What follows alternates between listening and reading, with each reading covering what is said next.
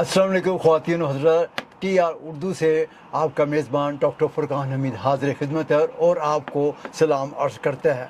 ख़वातीन व हज़रात, उर्दू जानने वाले सामीन और नाज़रीन के लिए आज हम एक खुसूसी प्रोग्राम पेश कर रहे हैं। हमारे प्रोग्राम का मकसद एक्चुअली आपस में गपशप लड़ाना है और तुर्की में क्या कुछ हो रहा है, कैसे तुर्की को कैसे लोग पसंद करते हैं, तुर्की के बारे में लोग जानना चाहते हैं। तो इस वक्त हमारे साथ जो हैं दो मेहमान मौजूद हैं जिनका मैं आपको पहले तारुफ करवाना चाहता हूं, उसके बाद हम अपनी बातचीत जारी रखते हैं। ख़वातीन हज़रात, हमारे साथ इस वक्त शफीक साहब मौजूद है। शफीक साहब, सबसे पहले तो हम आपको खुश आमदीद कहते हैं प्रोग्राम में। हमारे प्रोग्राम का मकसद आपस में गपशप लड़ाना है और इसीलिए हम आपस में इकट्ठे हुए हैं। मैं आपको ये बता दूं, शफीक साहब तवील अरसे से अनादोलू न्यूज़ एजेंसी में काम कर रहे हैं। उसके साथ ही हमारे मेज़बान हमारे मेहमान जो हैं कश्मीर से आए हुए जनाब इफ्तार गिलानी साहब मौजूद हैं। इफ्तार गिलानी साहब, सबसे पहले मैं आपको भी खुश आमदीद कहता हूँ। कैसे हैं आप और कैसा लगा? आपसे स्टार्ट करते हैं क्योंकि आप शफीक साहब से मेरा ख्याल ज़्यादा पुराने हैं या शफीक साहब के साथ ही शुरू किए थे। आपको तुर्की कैसा लगा, कैसे आना होगा, ज़हन में कैसे आया होगा कि तुर्की जाना है, तुर्की को देखना है, तुर्की में प्रोग्राम करने हैं, अनादोल न्यूज़ एजेंसी में काम करना है, फिर आगे ये थोड़े से हमारे नाज़रीन को ज़रा बताइएगा। बहुत बहुत शुक्रिया फुरकान साहब। बिल्कुल, ये जो एक किस्मत का ही खेल होता है, दाने दाने पर नाम लिखा होता है। मुझे कभी भी मतलब अगर आप ये कहें कि 2019 में आया था मैं यहाँ पर, लेकिन अगर आप मैं कहें कि 2019 इवन फरवरी तक भी मुझे दिमाग में कहीं वहम गुमान में भी नहीं था कि मैं कभी तुर्की आ जाऊँगा और तुर्की में फिर मुझे काम करूँगा। फिर ये बस एक किस्मत का एक ऐसा फेर है। मैं 90s में ही वैसे कश्मीर से निकला था, जो मेरा ज़्यादा अरसा जो है जर्नलिज़म का वो दिल्ली में ही गुजरा। तो लिहाजा मैं जो जर्नलिज़म मैंने पढ़ाई भी दिल्ली में की और उसके बाद काम भी दिल्ली में ही किया। बहुत सारे जो वहाँ नेशनल और इंटरनेशनल न्यूज़ एजेंसीज़ जो मीडिया ऑर्गेनाइजेशंस हैं उनके साथ वाबस्ता रहा। और 2019 मई से मैं अनादोलू एजेंसी जो तुर्की की नेशनल न्यूज़ एजेंसी है उसके इंग्लिश डिपार्टमेंट में एज एडिटर यहाँ पर काम किया अभी अप्रैल तक। अप्रैल के बाद जो है ना, अब इस वक्त मैं शिकागो का एक टीवी अमेरिकन टीवी नेटवर्क है, उनके लिए जो है तुर्की को कवर करता हूँ। तो ज़रा आप बताइए कि अपना मुतारफ़ करवा दीजिए हमारे नाज़रीन को। आप भी तवील अरसे से तुर्की में, आपको तुर्की कैसे लगे, कैसे आपके कैसे आना हुआ तुर्की में और क्या कैसा लग रहा है आपको? बहुत शुक्रिया। मुझे तकरीबन 3 साल हो गए हैं तुर्की में और ऑफ एंड ऑन, चूँकि पाकिस्तान से भी काम करता हूँ, यहाँ से भी करता हूँ और अफ़गानिस्तान जाने का भी इत्तेफाक हुआ।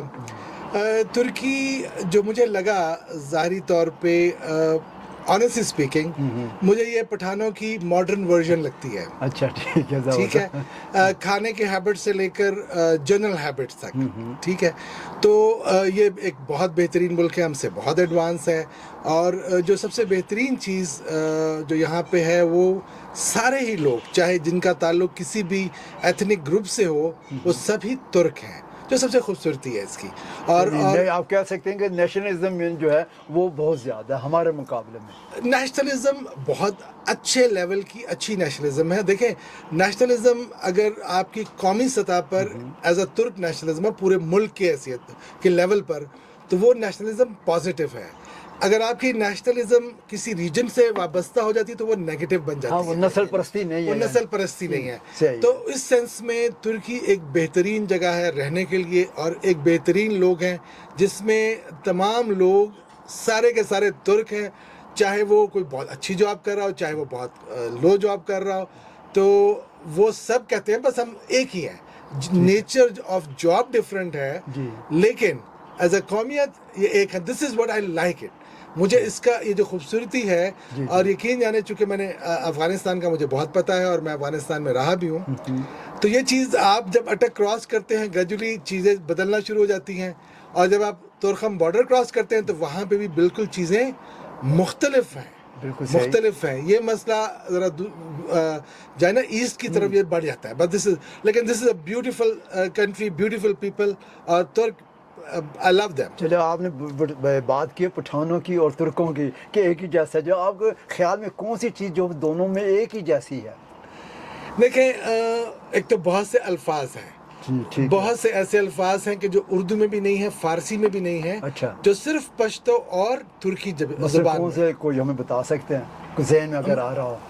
अब्दस, अच्छा, वजू करना, हाँ जी जी, ये सिर्फ पश्तो तुर्की में, फारसी में नहीं है, उर्दू में भी नहीं है। कारग, काग, कव्वा, अच्छा, हाँ, یہ صرف پشتو میں ہے اور اس یہ میں میں حالانکہ میں ٹرکی زبان کاسا جی جی جام انہیں آپ کو اچھا جو لفظ ہے فابریکا یہ جادہ یہ ایسے الفاظ ہیں کہ آپ کو ایجانس یہ کا جو لفظ ہے ہاں جی یہ اب عام بندے کو یہ کا نہیں پتا ٹھیک ہے ہاں، لیکن جی وہ ہاں، پشتو میں ہے اور وہ اچھا پھر جو ترکی زبان میں الفابیٹ پہ کنڈے لگے ہوتے ہیں جی اس کی جی جو میننگ بدلاتے ہاں، ہیں جی ہاں یہ کنڈے ایگزیکٹلی پشتو میں بھی ہیں اچھا ان کے رسم الخط میں پشتو میں بھی چھوٹا سا کنڈا لگتا ہے تو اس کے معنی بدل جاتے ہیں اچھا اچھا پھر شکلن آپ آنیسٹلی اسپیکنگ ہاں جی ہاں شکلن ایک جیسے ہی ہیں جیسے لگتے ٹھیک ہے جی ہاں اچھا لیکن اس پٹھانوں کا بہت بڑا یہ ماڈرن ورژن ہے بائی دی وے ہم پٹھان بہت بیکورڈ ہے یہ ہائیلی ایجوکیٹڈ ہیں یہ سوفیسٹیکیٹڈ ہیں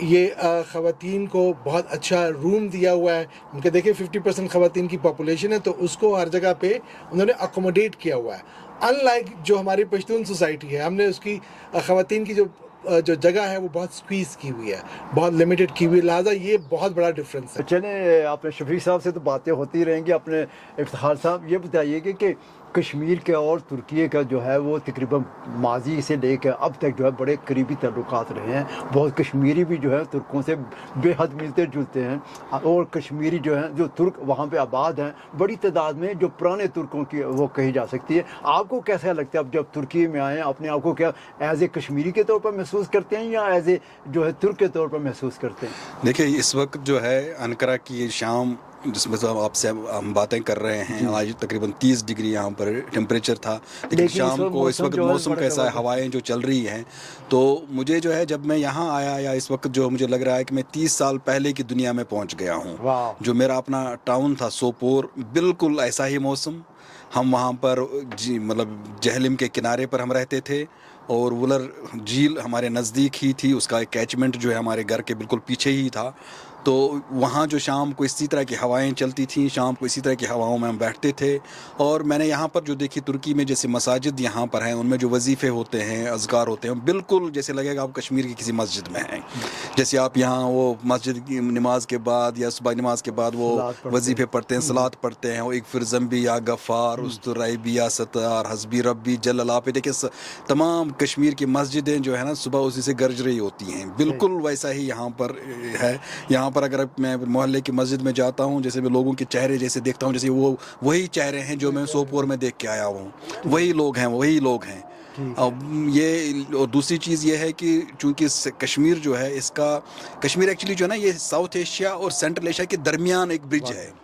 یہ مور لیس مطلب ایک طرح سے کہہ سکتے ہیں ہاں 40% ساؤتھ ایشین 60% سینٹرل ایشین ہے چونکہ اسلام بھی سینٹرل ایشیا سے آیا لہٰذا تمام انفلوئنسز سینٹرل ایشیا کے ہیں اور وہاں لوگوں کے چہرے وغیرہ وغیرہ سب بالکل ایسے ہی ہیں آپ کو کسی کشمیری اور ترک میں شاید ہی آپ کو کوئی فرق نظر آ جائے اگر آپ کو اس کو دیکھیں بس اگر اور کشمیر کا ایک خطہ ہے جیسے لداخ جی اس خطے میں مجھے خود یاد ہے کہ ابھی مطلب 20th سینچری کے بالکل مڈل تک لاسٹ تک بھی وہاں پر جو ہے سیکنڈ لینگویج ٹرک ہی تھی ہاں وہی میں بات کر رہا اور اس میں اور ابھی بھی بہت سارے لوگ وہاں بہت سارے لوگ وہاں پر ملتے ہیں وہاں پر جو ٹرک زبان بولتے ہیں کیونکہ کاشگر سے یارکند سے بلکہ میں آپ کی ایک بات بتا رہا ہوں آپ کو یہاں پہ TRT کا ایک پروگرام بھی جو ہے وہاں پہ ایک ڈاکومنٹری بنائی گئی تھی جو کشمیر میں آباد ترک ہیں ان کو وہ زبان چلتے ہیں وہ ایک پروگرام جو ہے وہ نشر کیا گیا کیونکہ کاشگر سے یارکند سے وغیرہ سے جو لوگ جو ہیں 20th سینچری کی ابتدا تک جو بھی حج پر وغیرہ جاتے تھے وہ لیہ ہوتے ہوئے جاتے تھے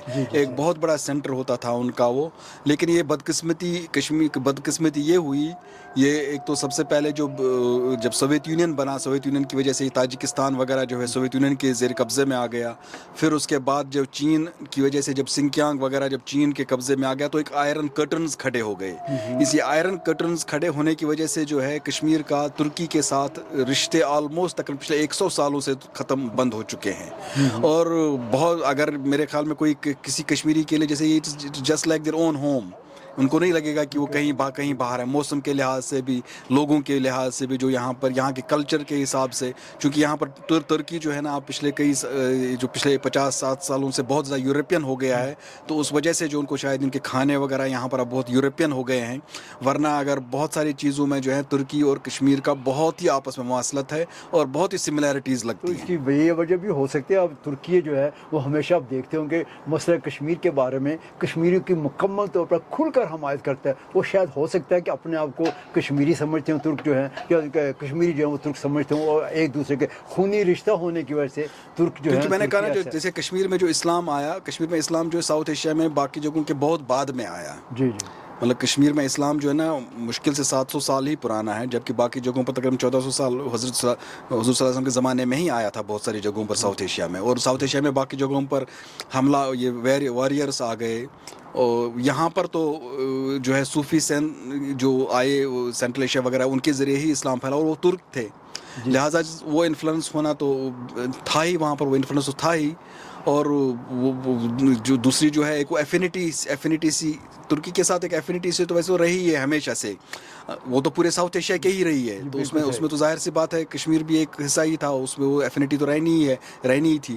وہ آپ کو خود ہی جو ہسٹری ہے, جب ترکی اپنا فریڈم اسٹرگل جس وقت ترکی کی چل رہی تھی, جس وقت ترکی کو قبضے حصے بکھرے کر دیے گئے تھے یونان اور برطانیہ وغیرہ وغیرہ کو جو دے کر, اس وقت جو اتا ترک نے جو فریڈم اسٹرگل یہاں پر شروع کی تھی, اس کا جو سپورٹ بیس تھی وہ تو ساؤتھ ایشیا ہی تھی, جنوبی ایشیا ہی تھا, اس کا ساؤتھ بیس تھا.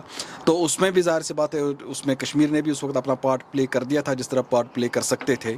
لیکن میں ذرا اس میں ایڈیشن بھی کرنا چاہوں گا. ایک چیز میں پوچھنا بھی چاہوں گا آپ سے. اب بات کر رہے تھے افغانستان کی اور ترکی کے تعلقات کی, اور اتا ترک کے دور میں دیکھا جائے وہاں افغانستان کے جو شاہ تھے امان اللہ, انہوں نے پہلا دورہ ترکی کے ہی کیا تھا, اور ترکی کے اس وقت افغانستان کے ساتھ بڑے اچھے قریبی تعلقات تھے. لیکن پھر بعد میں جو ہے یہ تعلقات نہ ہونے کے برابر جو ہے کچھ وہ ختم ہو گیا, سلسلہ ختم ہو گیا. البتہ پاکستان کے ساتھ میرا خیال ہے جو پاکستان کیونکہ ہندوستان کا حصہ تھا, پاکستان کہ مسلمان جو انہوں نے قربانیاں دی ترکوں کے لیے دی ہیں, وہ شاید اسی وجہ سے وہ جو ہے پاکستان ہمیشہ اوپر چلا گیا, افغانستان پیچھے چلا گیا. اس بارے میں کیا کہیں گے؟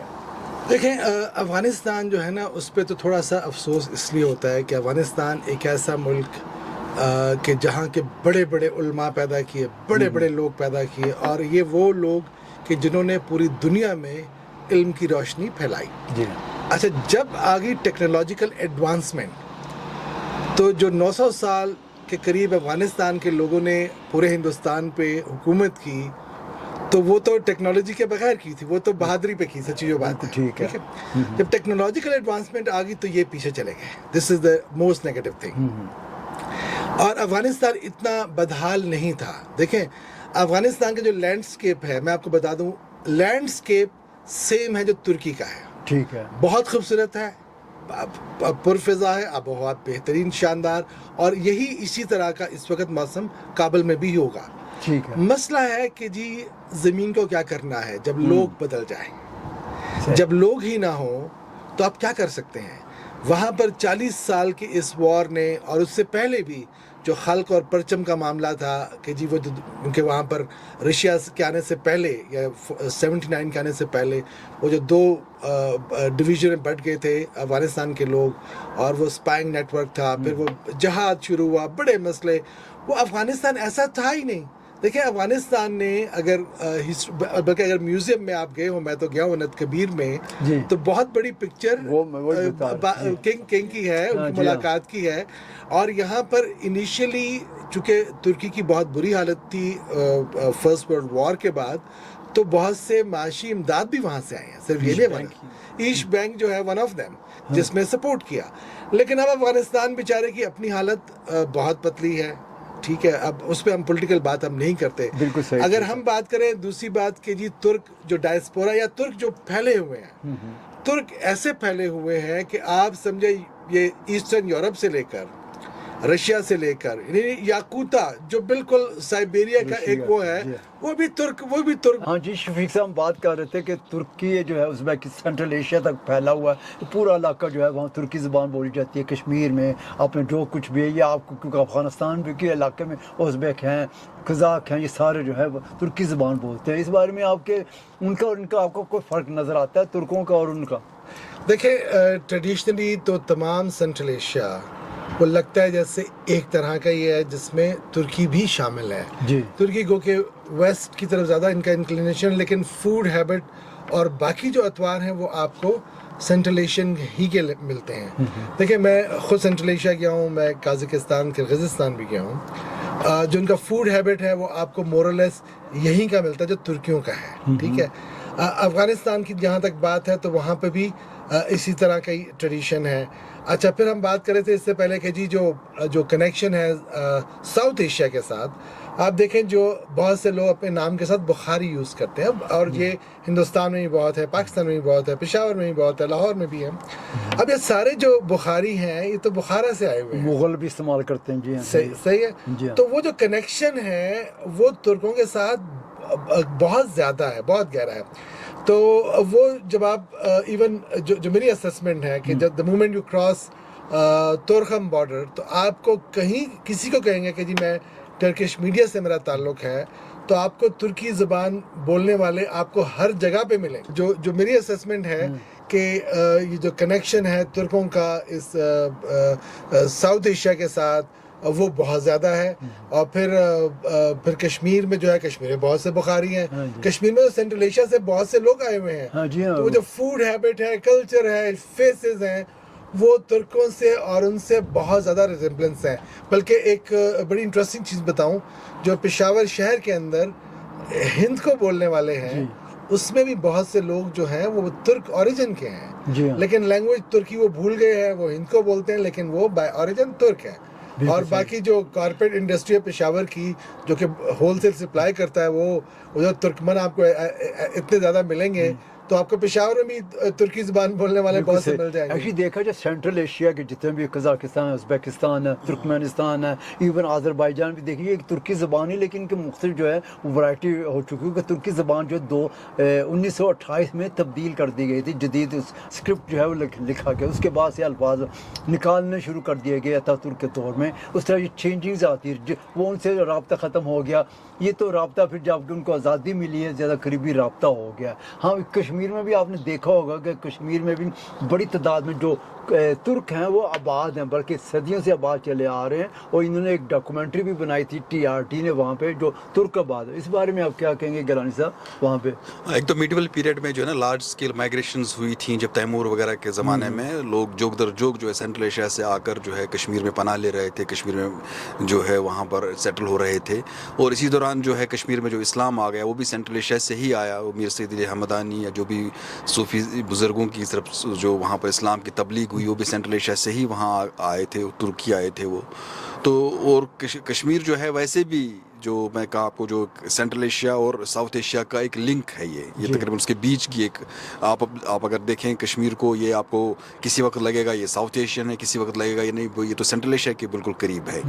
तो फिर मैंने आपको ये जो कश्मीर का एक एरिया जो है लद्दाख, इस लद्दाख में जो है वहाँ पर अभी पिछली सेंचुरी तक ही बहुत सारे लोग हैं जो जिनकी तुर्किश तक सेकंड लैंग्वेज ही तुर्किश थी।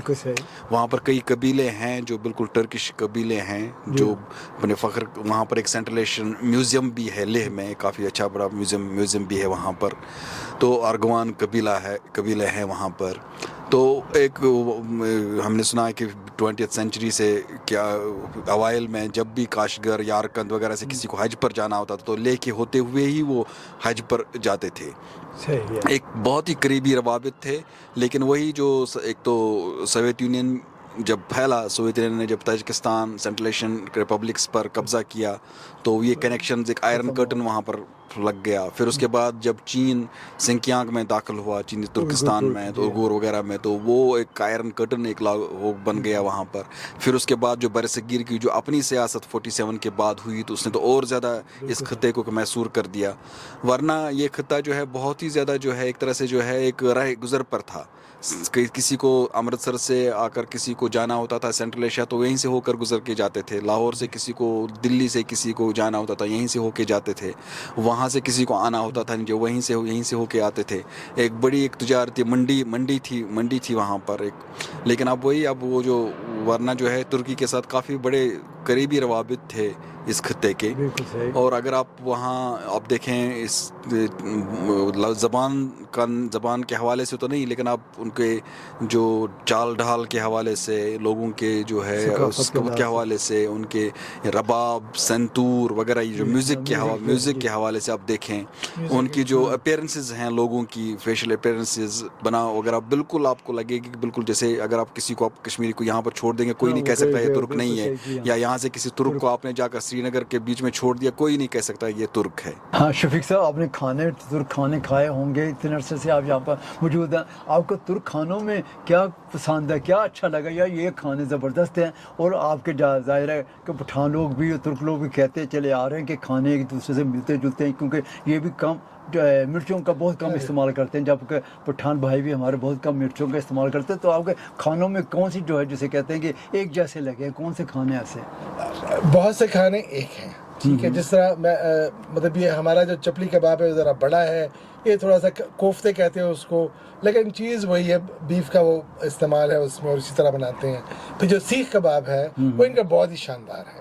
وہ اس میں چربی یوز کرتے ہیں دمبے کی. اچھا دمبے کی چربی تو ہمارا تو ہے ہی دمبے کی چربی، وہ تو ایون یہاں تک کہ پشاور میں تو آپ چکن بھی دمبے کی چربی بناتے ہیں، ٹھیک ہے.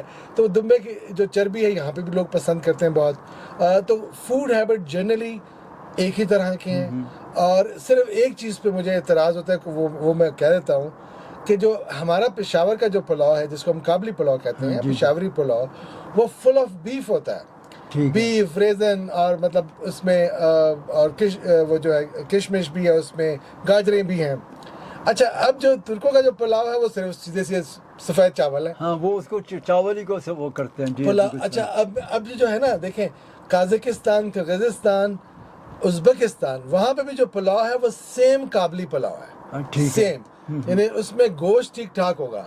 تو یہاں میں ترک کہتا ہوں تم لوگوں کو پلاؤ کا ذرا مسئلہ ہے، ہمیں یہ چیز ہمیں ایکسیپٹیبل نہیں ہے کہ چاول بغیر گوشت کے ایکسیپٹیبل نہیں. ادروائز جو فوڈ ہے مور اور لیس سیم ہے. اور یہ بھی سری پائی بھی کھاتے ہیں. اور ہاں ایک اور لفظ جو ہم کہتے ہیں، جس طرح یہ سری پائی کو پاچے کہتے ہیں، پاچا کہتے ہیں، پشاور پانچے کہتے ہیں، ٹھیک ہے. ٹھیک ہے، مطلب میں بتا رہا ہوں سملیرٹی کے بہت سے ایسے. دولما بھی شاید آپ دولما بھی ہے، دولما ہے، مختلف نام ہو سکتے ہیں فوڈ. جس طرح ایک بولانی ہے، یہ افغانستان کی تو کلچرل ڈش ہے، یہ یہاں پہ گزلمہ کے نام سے لوگ کھاتے ہیں، گزلمے. تو وہ چیزیں فوڈ جو ہے نا کلچر وہ ایک ہی طرح لگتا ہے. پھر یہاں پر باربیکیو کا بہت کلچر ہے.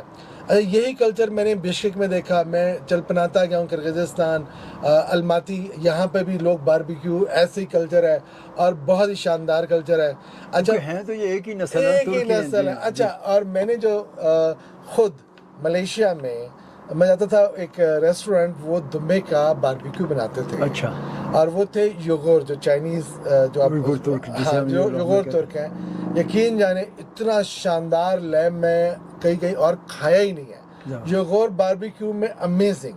تو یہ جو ریجن جو سارا ہے نا ہمارا، چاہے وہ پشاور سے سائڈوں کا ہو، سینٹرل ایشیا سارا، یہ باربیکیو ہی باربیکیو ہے. اور ترک جو ہے یہ they love barbecue and they have a lot of barbecue.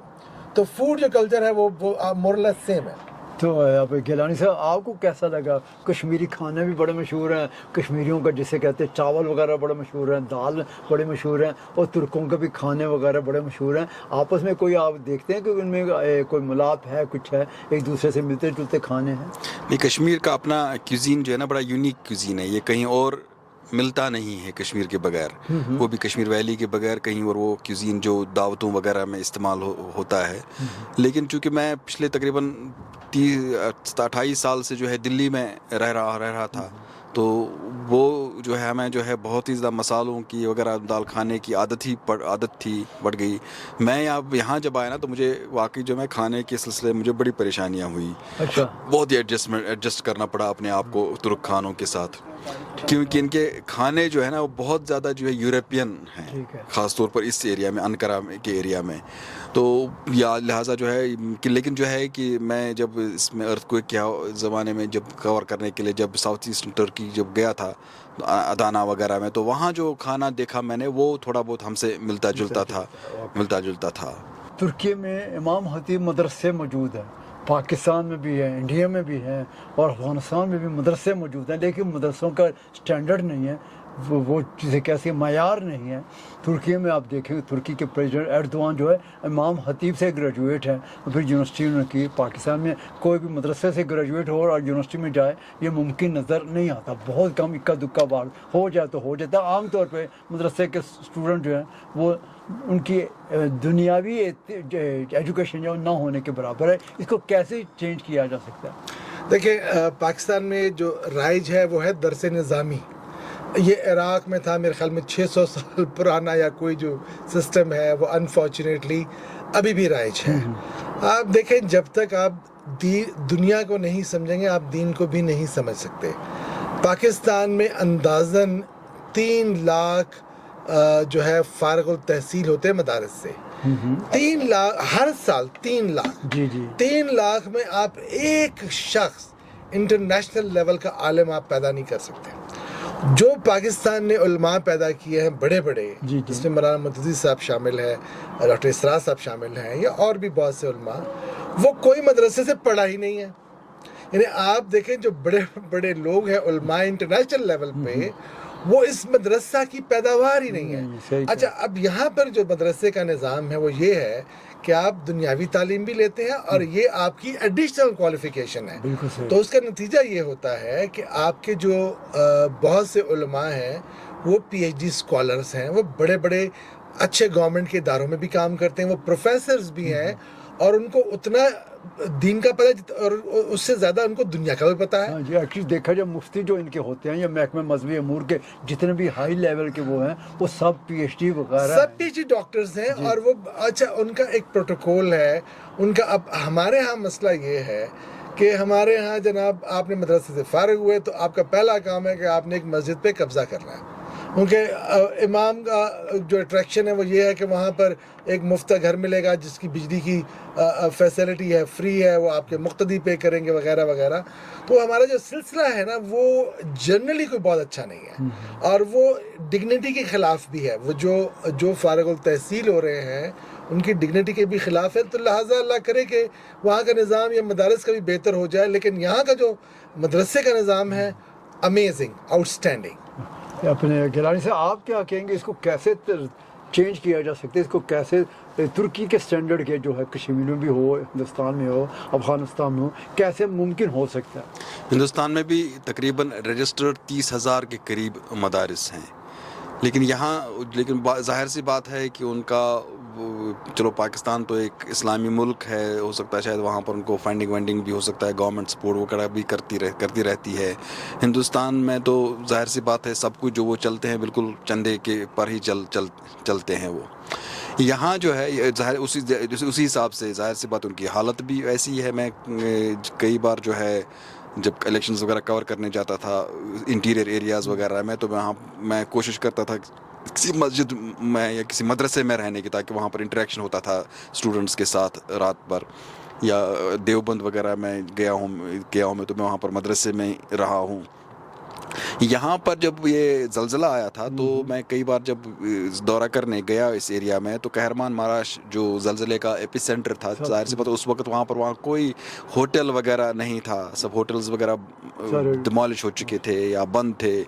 اس وقت کئی سرکار عمارتوں کو جو ہے سیل کر چکی تھی گورنمنٹ. تو ایک مدرسہ تھا وہاں پر امام حاتب کا, وہاں میں 2 بار ٹھہرا وہاں پر. اور مدرسے کا جو ہاسٹل تھا, اس ہاسٹل کے سامنے IIT آکسفورڈ یا میں JNU کا دلی کا کوئی ان کے سامنے وہ ہاسٹل کچھ بھی نہیں تھے. اتنے ہائی اسٹینڈرڈ ہاسٹل, اتنے صاف ستھرے بیڈ, ان کے ساتھ اٹیچڈ باتھ رومز, اور وہاں پر جو ہے جو شیٹس وغیرہ پردے وغیرہ اس حساب اگر وہ دیکھیں وہ کافی بہت ہی ہائی اسٹینڈرڈ کے, وہ بالکل جیسے کوئی 5 اسٹار ہوٹل ٹائپ کا اس کا جیسا کمرہ لگتا تھا وہ. اور جس ہاسٹل میں ٹھہرا تھا وہ چھوٹے بچوں کے لیے تھا وہ ہاسٹل. اب آپ جتنا اوپر جاتے ہیں اتنا اور زیادہ فیسلٹیز ہوتی جاتی ہیں. تو ایک دوسری چیز یہ ہے کہ میں نے یہاں پر جو ہمارے اپنے محلے کی, جیسے انقرہ میں ایک محلہ ہے ہمارا مالتے پہ محلہ, تو اس کی وہاں پر مسجد ہے. اس مسجد کے امام سے ایک بار میری بات ہو رہی تھی, تو اب وہ امام صاحب جو ہے نا وہ ڈاکٹریٹ اکنامکس میں ہیں, اور اس کے بعد جو ہے انہوں نے جو ہے تھیولوجی میں کورس کیا. تھیولوجی میں کورس کرنے کے بعد جو ہے انہوں نے تجوید میں کورس کیا. تجوید میں کورس کرنے کے بعد یہاں باضابطہ امام کا ایگزام ہوتا ہے, کیونکہ امام یہاں پر ہر ایک امام یہاں پر جو ہے باضابطہ کافی ٹف ایگزام ہوتا ہے. وہ ایگزام انہوں نے کوالیفائی کیے. ایگزام کوالیفائی کرنے کے بعد وہ امام بنے تھے, کیونکہ مسجد جو یہاں پر ہے نا, مسجد یہاں پر ایک یونٹ ہوتا ہے. مطلب اس یونٹ مطلب اس میں جو ہے نا ایک وہاں پر جیسے ہماری جیسے مسجد ہے وہاں پر ایک ہیلتھ کلینک ہے. وہاں پر جو ہے کریش ہے, جو ورکنگ لیڈیز ہیں وہاں اپنے بچوں کو چھوڑتی ہیں. وہاں پر جو ہے جو ہاؤس وائیوز ہیں, مطلب وہ 10 بجے کے بعد ہاؤس وائیوز کی وہاں پر ایک کلاسز ہوتی ہیں, جہاں ان کو کوکنگ کلاس ہوتی ہے. کوکنگ کلاس کے ساتھ ساتھ ان کو قرآن کی تجوید, قرآن کی تفسیر وغیرہ, اور وہ خواتین ہی اس کو چلاتی ہیں. تو وہ ان کی جیسے ایک طرح سے کٹی پارٹی ٹائپ کی ہوتی ہے ان کی ہاؤس وائیوز کی, ویسے ہی ہوتی ہے. اور وہ بہت ہی ڈسپلنڈ دینی ماحول میں ان کی وہ کٹی پارٹی وہ ہوتی ہے, اور وہ تقریباً وہ 1 بجے چلتی ہے. پھر میں نے دیکھا وہ ظہر اور عصر میں پھر جب بچے اسکول سے آتے ہیں ان کو وہاں پر جو ہے وہاں پر ان کو ظہر عصر کی نماز پر ان کو انٹرٹین کرتے ہیں, ان کو وہاں پر رکھتے ہیں. تو یہ ایک ظاہر سی بات ہے, وہ امام جو ہے نا اس پورے یونٹ کا ہیڈ ہوتا ہے, تو زیادہ اس کی اتھارٹی بھی ہوتی ہے, وہ کانفیڈنٹ بھی ہوتا ہے. اور قرات وغیرہ میں بھی ظاہر سی بات ہے یہاں کے امام جو ہے بہت ہی اچھے ان کی قرات بھی ہوتی ہے, ان کی ہوتی ہے, اور میرے خیال حافظ بھی ہوتے ہیں یہ یہاں امام. تو یہ ان کی جو ہمارے یہاں جو امام ہوتا ہے نا وہ بیچارہ پہلے انڈر کانفیڈنس کا شکار ہوتا ہے. بالکل صحیح کہہ رہے ہیں, بالکل ٹھیک. تو یہ کانفیڈنس ہونا یہ بہت بڑی چیز ہے. شفیق صاحب یہ بتائیے, اب ترکی میں 3-4 سال تو ہو گئے آپ کو ترکی میں سب سے زیادہ کس چیز نے متاثر کیا؟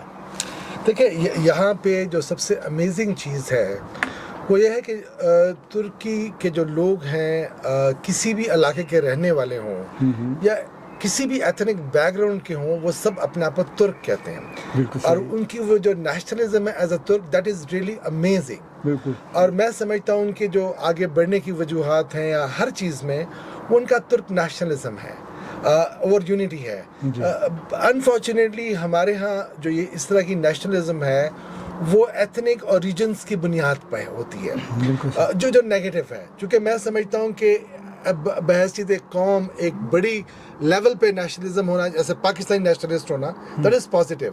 لیکن جب ہم کہتے ہیں جی بلوچ نیشنلسٹ ہے, پنجابی نیشنلسٹ ہے, سندھی نیشنلسٹ ہے, پختون نیشنلسٹ ہے, دیٹ از ڈیفینیٹلی نیگیٹو. چھوٹا سا لیول تو ٹھیک ہے, لیکن جب بڑے لیول پہ ہو تو وہ پھر کانفلکٹ کریٹ کرتا ہے. تو یہ ایک بہت امیزنگ چیز ہے. دوسرا یہ کہ یہاں پر تفرقہ نہیں ہے, مطلب سارے ایک ہی ہیں. یعنی آپ دیکھیں جو ہمارا جس آفس میں کام کرتا ہوں وہاں پر جو جینیٹوریل سٹاف جو کھانا وہ کھاتا ہے ایگزیکٹلی وہی کھانا ایڈیٹر ان چیف کھاتا ہے, اسی جگہ پہ کھاتا ہے, اسی طرح کھاتا ہے. ٹھیک ہے. اچھا, میں ریسنٹلی ایک بات جو 4-5 دن پہلے ہمارے ایک جینیٹوریل سٹاف کی خاتون وہ ریٹائر ہوئی, تو وہ ہمارے فلور پہ آئی اور وہ سب سے اتنی محبت سے ملی. سب نے اس کو کس نے ہاتھ بھی چوما, کس نے گلے لگایا, سب نے کہا کہ آبلا تم نے ہماری بہت خدمت کی, ہماری تم بڑی بہن تھی وغیرہ وغیرہ. یہ کلچر نہیں ہے پاکستان میں, یہ کلچر انڈیا میں نہیں ہے. پاکستان کا کلچر یہ ہے کمپلیکس, وہ کمپلیکس ہے, وہ ایک ایبنارملٹی ہے. ہر بندہ اپنے آپ کو برہمن, دوسرے کو شودر. دس از ہاؤ جو مینٹلٹی ہے وہ اس لیول پہ وہ ہے. اور یقین جانے کہ یہ مینٹلٹی جو ہے اٹک کراس کرے تھوڑی سی کم ہو جاتی ہے, لیکن جب آپ تورخم کراس کرتے ہیں, افغانستان میں بھی ایسا بالکل نہیں ہے. یہ میں آنیسٹلی بتاؤں کیونکہ آئی اسپینڈ گڈ ٹائم. اور افغانستان میں بھی بالکل ایسا ہے کہ جو ڈرائیور ہے جو اس کا صاحب ہے دونوں ایک جگہ پہ کھانا کھاتے ہیں. ایون خدا گواہ کہ I'm not telling lie, میرا ڈرائیور کبھی بھی میرے گاؤں میں گیا ہے تو میرے گاؤں میں اس کو ڈرائیور نہیں سمجھا, اس کو مہمان سمجھا. یہی بات ہے. This is how the culture is. Hindustan کی وجہ سے ذات پات کے سسٹم وہ ابھی بھی پاکستان میں جو ہے اسلام کا اس کا کوئی اثر نہیں, اسی ذات پات کا سسٹم جو جاری ہے. تو آپ کو کیا چیز یہاں پہ متاثر کی ہے یہ ترکی میں جو ہے یہاں یہ چیز جو ہے یہ ہمارے جنوبی ایشیا میں بھی ہونی چاہیے؟ سب سے اہم چیز جو یہاں پر ہے جس کا تھوڑا بہت اشارہ جو ہے شفیق صاحب نے بھی کیا وہ ہے ڈگنیٹی آف لیبر. یہاں پر چاہے چھوٹے سے چھوٹا کوئی ملازم ہو, چاہے چپراسی ہو, چاہے وہ چپراسی تو پہلے یہاں ہوتا ہی نہیں ہے, کام یہاں خود ہی کرنا ہوتا ہے. یہاں چاہے کوئی بڑا سے بڑا افسر بھی ہو, چائے خود ہی بنا کر اپنے لے آئے گا. یہاں پلمبر ہو, کوئی کام کرنے والا ہو, اور چاہے بڑے سے بڑا آفیسر ہو, ایک ہی اسٹیٹس ہے. کوئی مطلب یہاں وہ ڈگنیٹی آف لیبر ہے, چاہے ویٹر ہو چاہے ہوٹل کا مینیجر ہو, ان کی ڈگنیٹی ایک ہی ہے. پھر یہاں پر جو امپلائیز کی جو یونینز ہیں وہ بہت اسٹرانگ ہیں, اور اتنی اسٹرانگ ہے کہ امپلائی یونین کا جو آفس بیئرر ہوتا ہے اس کی بڑی ویلیو ہوتی ہے یہاں پر. اور وہ یونینز یہاں پر وہ یونینز نہیں ہے جو ہمارے یہاں ساؤتھ ایشیا میں جن کا کام آئے دن مظاہرہ کرنا ہوتا ہے. بالکل یہاں پر تو یہاں کی جو یونینز ہیں وہ ہر 2 سال 3 سال کے بعد گورنمنٹ کے ساتھ نیگوشیٹ کرتی ہیں. اور ابھی آج کل آپ دیکھ رہے ہوں گے ریٹائرڈ ملازمین کے لیے بھی تنخواہ بڑھانے کے لیے, اور گورنمنٹ جو ہے ان کو بڑا ویلیو دیتی ہے, ان کے ساتھ نیگوشیٹ کرتی, ان کی نیگوشیشنز کی بیسس پر ہی تنخواہیں جو ہے طے ہوتی ہیں یہاں پر. اور پہلی دفعہ یہ یونین ہے جو کرائے گھروں کے کرائے وغیرہ بڑھانے کے بارے میں بھی سلسلہ جو شروع مذاکرات کا کیا, جبکہ اس سے پہلے کبھی بھی نہیں تھا. بالکل یہ ایک بہت ہی اسٹرانگ مطلب ایک یہاں پر ایک کیپٹلسٹ اکانومی ہے لیکن اس میں سوشلسٹ ٹنج ہیں, اور وہ کنٹینیو رکھا ہے انہوں نے وہ سوشلسٹ ٹنج, اس کو کہیں جانے نہیں دیا ہے. جیسے ہمارے یہاں جو جیسے کہ انڈیا میں ایک زمانے میں سوشلسٹ کہتے تھی لیکن پھر بعد میں جو ہے اس کو بالکل ہی ختم کر دیا ہے, بالکل ہی اب اس کا کوئی نام نشان نہیں ہے.